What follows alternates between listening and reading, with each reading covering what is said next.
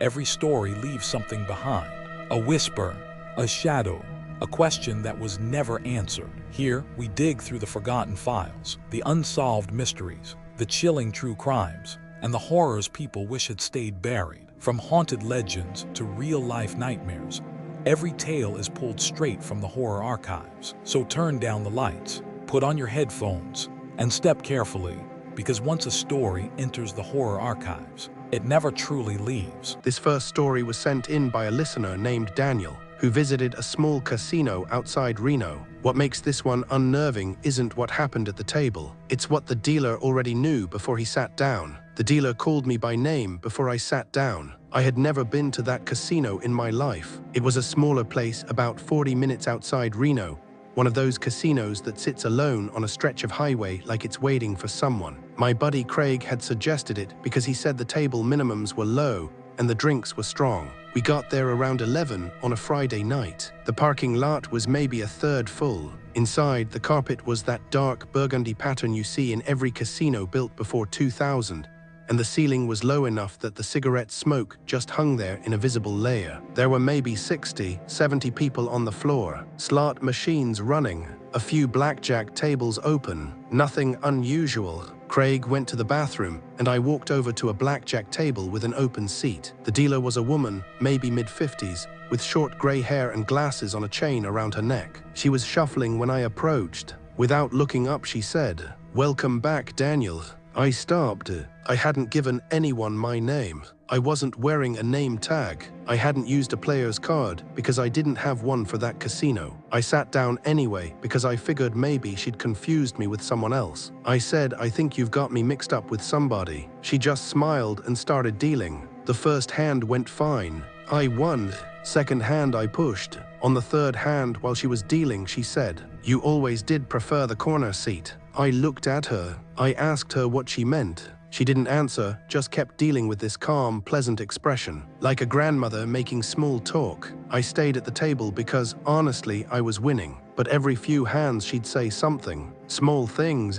She said I looked like I'd been sleeping better. She asked if I still drove the blue truck. I do drive a blue truck.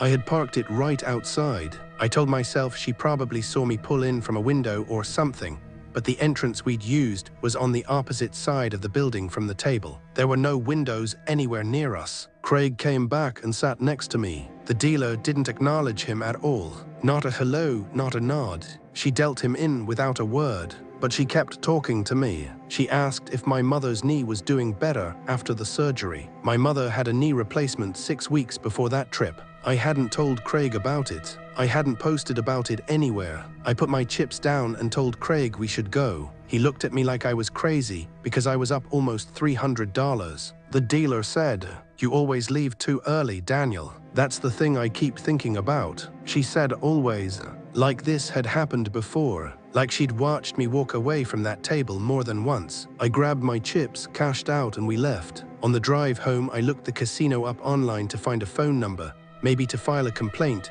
or just to ask who she was. The website was bare bones. No staff listed, no photos of the interior. The only image was the exterior, and it looked like it had been taken years ago. I went back 3 weeks later during the day just to see if she was there. The blackjack tables were all open, but none of the dealers were her. I described her to a pit boss. He said no one matching that description worked there. He said the corner seat at that table had been out of order for months. There was a small out-of-service sign on it that I swear was not there the night I played. I still have the $300 in chips. I never cashed them in because something about going back to that cage felt wrong. Sometimes I wonder what would have happened if I'd stayed at the table, what she would have said next, what she already knew.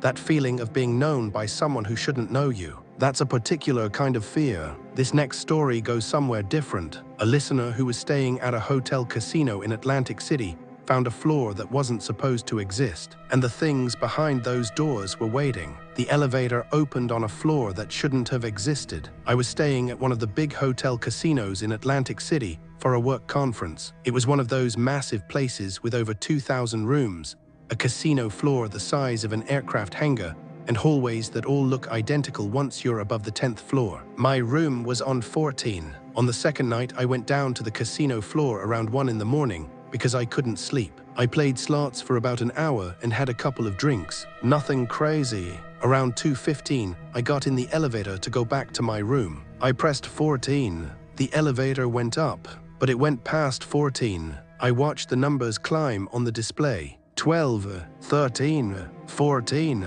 It didn't stop. 15, 16, 17.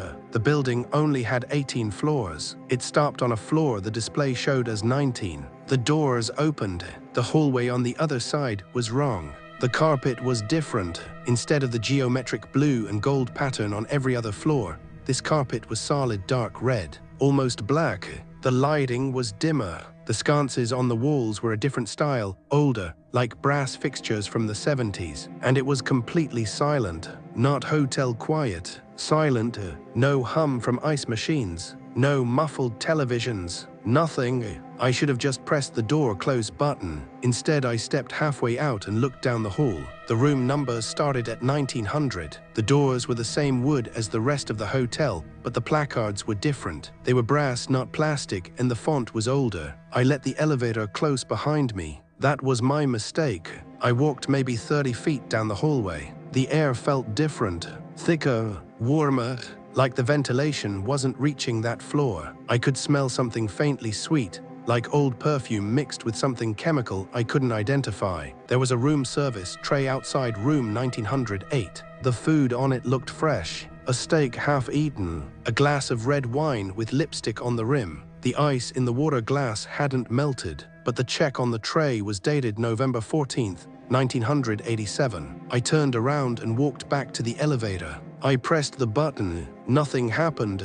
I pressed it again. The indicator above the doors didn't light up. The display was blank. I started walking faster down the hallway looking for a stairwell. I passed room after room, and I started to notice something that made my stomach drop. Every door had the "Do Not Disturb" sign hanging from the handle. Every single one. And from behind some of them, I could hear something. Not voices exactly, more like breathing, slow and rhythmic, synchronized, like every room was breathing at the same time. I found a stairwell door at the end of the hall and pushed through it. The stairwell looked normal, concrete, metal railing, fluorescent light, but it only went down. There was no upward staircase, just a wall where more stairs should have been. I went down one flight and came out on 18, the real 18th floor. Everything looked normal again. Blue and gold carpet, humming ice machine. I took the elevator down to 14 and it worked perfectly. I went straight to my room, locked the door and sat on the bed until the sun came up. The next morning I asked the front desk how many floors the hotel had. The woman said 18. I asked if there had ever been a 19th floor, maybe before a renovation. She looked at me like I was drunk and said the building has always been 18 floors. Before I checked out, I went back to the elevator and looked at the panel. There was no button for 19, but next to where a 19th button would be, the metal panel had a small rectangular discoloration, like something had been removed and filled in. The surface was smooth, but you could feel it with your fingertip. A patch, the shape of a button. I checked out that afternoon, and I've never gone back to Atlantic City. I've searched online for any history of that hotel having a 19th floor. I found one thing, a post on an old forum from 2004, where someone described the same floor, the same red carpet,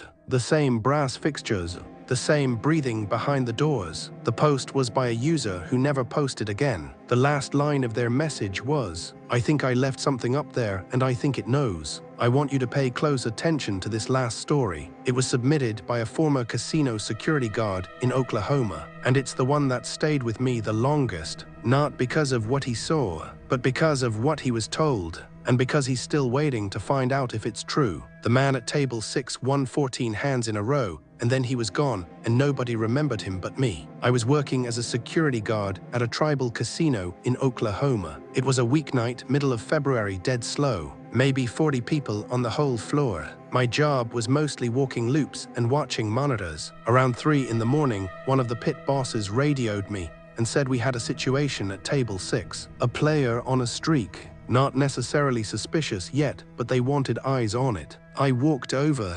Table 6 was a poker table near the back of the floor, close to the service hallway that led to the kitchen and storage areas. The player was a man I'd never seen before. He was thin, middle-aged, wearing a dark coat that looked too heavy for even a cold Oklahoma night. His face was pale, not white but gray, like someone who hadn't been outside in a very long time. His hands were the thing I noticed first. They were too steady. When he placed his bets, his fingers didn't tremble or hesitate. They moved with a kind of mechanical precision that looked wrong, like watching someone pretend to be a person who plays poker. He won every hand, not with dramatic reveals, quiet wins.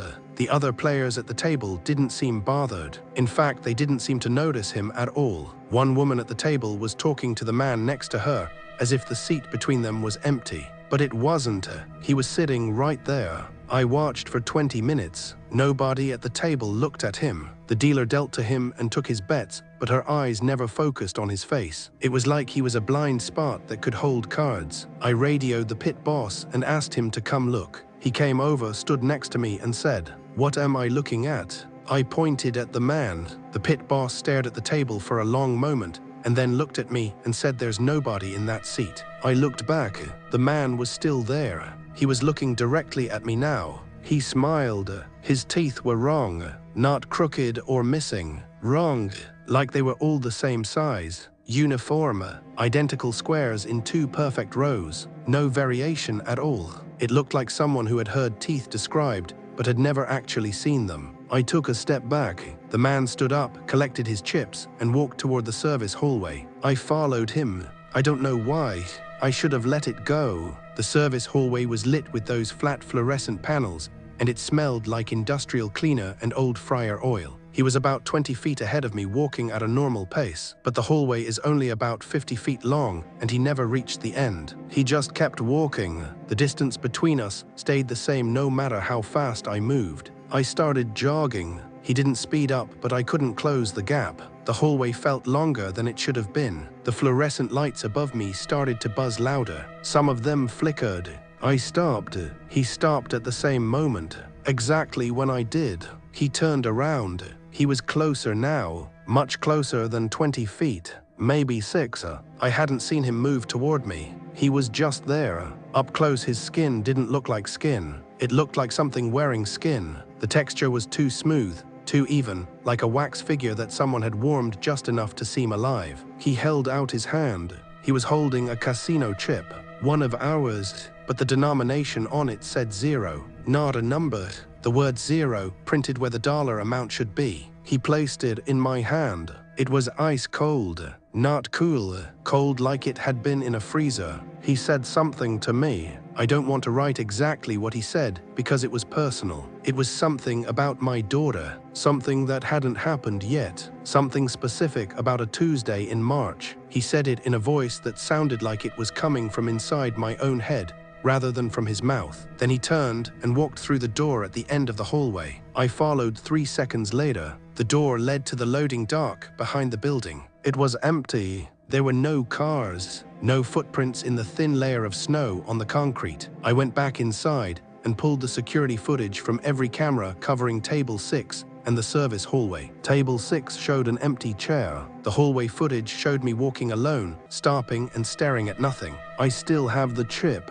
I keep it in a drawer in my garage, under some old rags, because I don't want it in my house. It's still cold.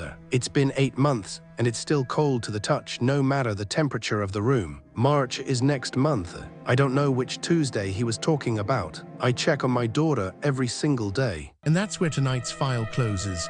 But the archives are far from empty. If you enjoyed this story, make sure to subscribe and join us as we uncover more horrors, mysteries, and true crimes hidden in the horror archives. Until next time, keep the lights low, keep listening, because you never know what story we'll uncover next.